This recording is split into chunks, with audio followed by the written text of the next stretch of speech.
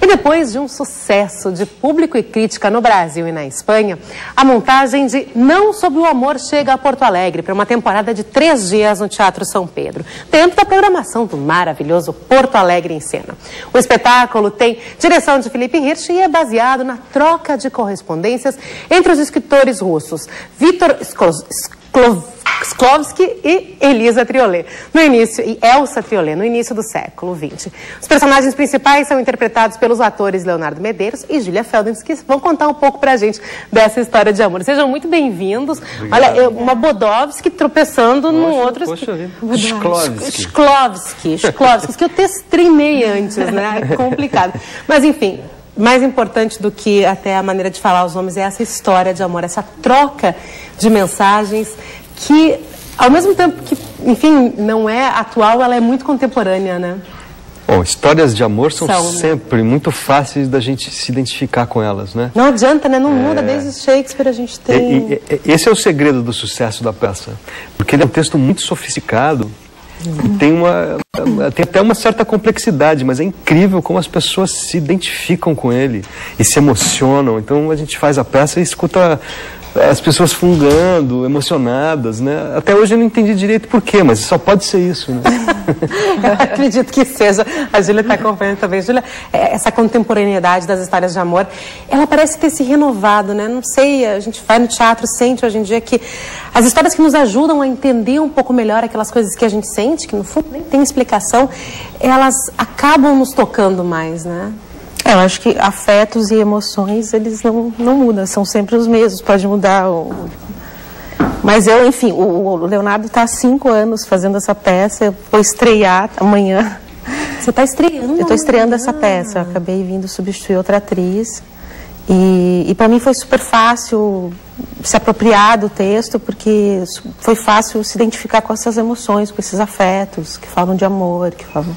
Agora, a peça não é sobre o amor, ela é não sobre o amor. Não, isso eu ia te perguntar, o não sobre o amor. Então, isso deixa a peça mais deliciosa, né? Porque ela tem um conflito inicial, porque é uma troca de cartas, né? Ela, na primeira carta, pede para ele parar de amá-la. Não escreva mais sobre o amor.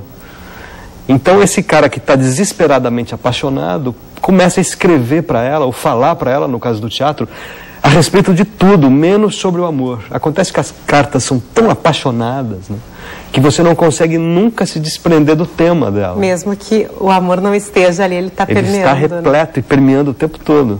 Interessante, porque essa troca de cartas me lembra Anaïs Nin, se lembra Simone de Beauvoir, né? Essa coisa dessa paixão. E a gente está numa época onde não mandamos cartas, mas temos as redes sociais. Muitas vezes a gente discute uma relação, a gente discute um amor ou não amor através do texto, através das redes, né? E isso também tem uma contemporaneidade dentro desse texto de vocês. Acho que não, porque esse texto realmente pertence a uma época onde se escrevia, né? Porque essa relação nossa agora de rede social, ela é muito superficial. A gente... Aí tá uma questão interessante, né? Eu acho que a contemporaneidade do texto que a gente trouxe para ele, porque é um texto dos anos 1930, né? Ele está na montagem, né? A gente tem uma solução cênica, assim, muito interessante, né? Onde os atores estão sobrepostos por projeções deles mesmos. Então você nunca sabe se o ator realmente está ali, ou quem é, ou se é real ou não. É uma maneira de manipular o conteúdo visual da peça, né?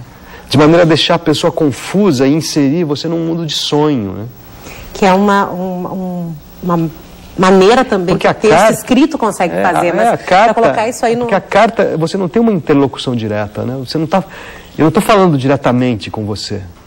Eu estou falando com uma projeção, né, de alguém que eu acho que vai ler um dia e tal. Então é um diálogo muito deslocado, né? Bom, vocês levaram essa peça também para fora do Brasil, né? E foi um sucesso. Como é que foi? Como é que é esse momento, a diferença desse público brasileiro, que já é um público também muito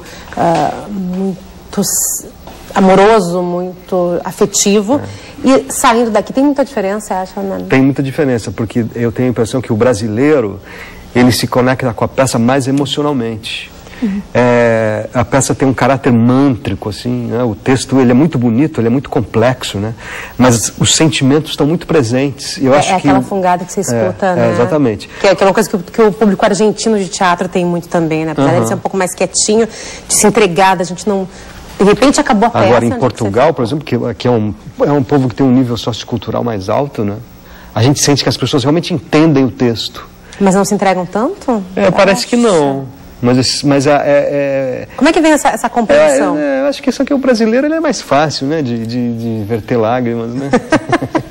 O português é meio durão, né? Pode ser, mas eu pergunto como é que você percebe? Que você falou dessa percepção do público. Semana passada a gente estava também conversando com outras pessoas de teatro que disseram assim, olha, eu sinto o público se torna um ser só, né? Então ele vem, eu consigo sentir aquele ente que está ali na plateia.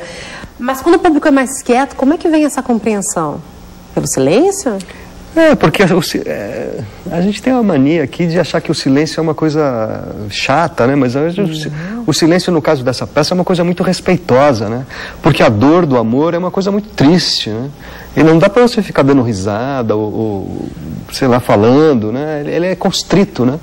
A relação com a peça ela é constrita, porque a peça é muito triste. Isso é interessante, né, Júlia? A gente também está acompanhando aqui, a gente está falando mais com o Leonardo, mas essa relação da dor do amor. Em algumas vezes, algumas peças que são tão densas, eu não vi a peça de vocês, mas pretendo ver, essa dor tão densa, ela provoca uma risada de ansiedade, né? Isso já deve ter acontecido, você já deve ter visto ou passado por isso, né? As pessoas riem, mas na verdade elas estão tentando lidar com aquilo que estão sentindo, né? Isso acontece, já sentiu também acontecer. Cara, nossa peça acontece muito, porque nesse ambiente de muita tristeza, né, qualquer xiste, assim, qualquer inspiração de graça, assim, vira um alívio, né? Então a gente tem muitos momentos engraçados também, né? Bom, é um prazer estar recebendo vocês aqui também. Júlia, e o teu preparo, assim, você disse, né, para chegar numa peça, uma peça que já está acontecendo, é muito difícil? Porque Olha, eu fui corajosa. É uma coragem, eu não quis dizer isso, mas é uma coragem, né? Até pela faz exatos 7 dias que o produtor me ligou e me convidou para fazer, mas, nossa... Mas tá eu estou extremamente agradecida. Você já tinha visto a peça? Não, eu não tinha visto a peça. Não que seja necessário. Eu tinha ouvido falar da peça, não tinha visto. E eu vou estar estreando na minha terra também, porque eu sou lajadense. E nunca botei o pé no palco do São Pedro também. Vou estrear a peça, vou estrear no São Pedro. Esse é outro ponto importante, né? No palco do Teatro São Pedro. Você conhece, né, Leonardo? Você já teve? Eu já estive aqui, assim, uns 15 anos atrás com uma peça. Mas foi em outro teatro que era meio distante da cidade, eu não lembro exatamente qual era. Mas em outra cidade? Não, era Porto Alegre, mas eu lembro que tinha que andar um pouco para sair. Era um prédio grande, assim, um teatro imenso. Nossa, deve ter sido há muito tempo atrás. Eu vim com o Raul Cortez. Eu vim com o Raul Cortez para cá. Era uma peça, foi um grande sucesso, mas eu não lembro o nome do teatro. Bom, mas olha, o Teatro São Pedro na Eva Sofre, que é lindo, já estive lá, é maravilhoso. Então vocês vão sentir o que é. Eu nunca tive, quer dizer, já pisei no teatro entregando prêmios, essas coisas, mas estar dentro do Teatro São Pedro já é começar um pouquinho. É incrível, é incrível. Eu vi uma coisa incrível ali, que a coxia tem janelas. Tem janelas. Eu nunca vi isso num teatro, achei tão acolhedor isso. É verdade. E algumas vezes, dependendo da peça, ela utiliza as janelas. Abertas. Que bonito. Incrível, né? Bom, a gente já entra na paixão pelo Teatro São Pedro. Gente, obrigada pela presença de vocês também. Um prazer estar recebendo vocês aqui. Obrigado você. E muita sorte. Tô lendo que você tem só sorte agora na estreia. Mas se bem que não pode dizer sorte, né? Mas merda. Não, mas não precisa, já está lotado, entendeu? Então tá, já tivemos a sorte. Tá certo, né? Gente, obrigada mesmo pela presença de vocês. Obrigada.